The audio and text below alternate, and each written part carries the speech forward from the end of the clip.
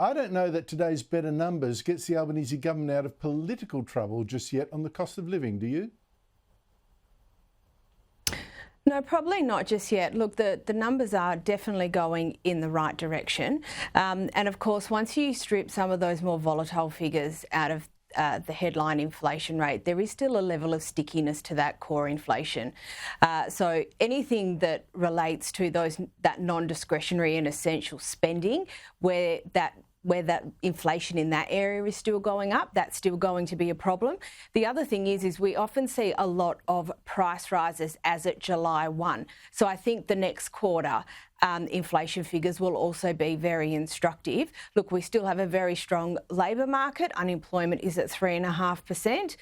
But we do know that in various parts of the economy, certain discretionary spending and consumer confidence is starting to come off. So I think it will still take a little while for it to feed through the economy. An interest rate rise generally takes at least 12 months to make its way through. And so we've still got a number of interest rate rises that we've had that either haven't started impacting the economy yet or are only part way through. So I think we've still got a little bit to go on this one. Yeah, you might be right. But Michael, we've fixed your audio now. I interrupted you when you were just about to make a point. You hadn't got to the bit about interest rate rises. Now, the Reserve Bank governor was saying a few weeks ago, suggesting rather that there be maybe a couple more, giving the hint there might be. What's your take now?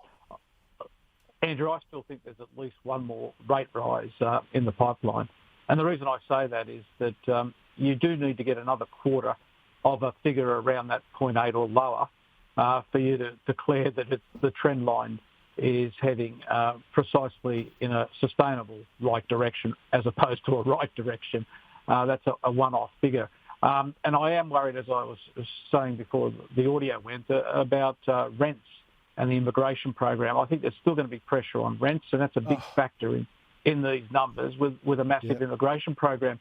And clearly, the government has to step up to the plate if they really want to take the pressure off, and that is revise this immigration program. And I say this as somebody that supports high immigration, but clearly in the circumstances, you've got to be strategic about the way you progress this. And I think they've got to make some decisions on that to get us to a soft landing. And that's my concern. I think there'll at least be one more rate rise, probably not next month, but certainly the one after if it's not next month.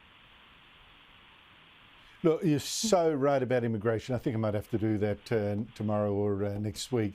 400,000 people in a single year. I mean, that's just insane. And it's no wonder people are scrabbling to find rentals that they can afford. I mean, it's just, I think it's obscene. It's a Ponzi scheme.